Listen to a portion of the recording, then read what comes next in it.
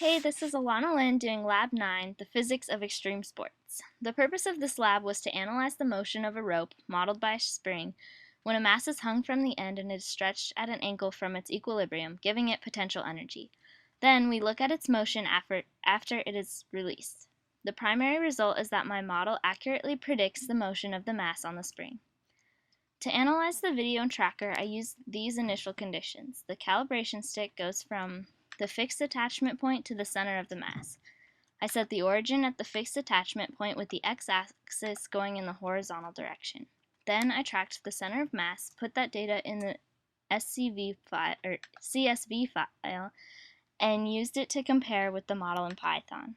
I entered the mass and delta t initial conditions into the Python model, then used the first point in the CSV file as the initial position. When I run the code, I get a graph that shows the y positions of both the model and the actual data. Then I did the same, but with the x positions. The period of oscillation between the model and the actual are the same, even though the graphs don't align perfectly.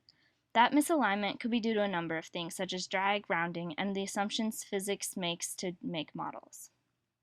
The periods in the x and y directions are slightly different because the stretch in that direction was slightly different.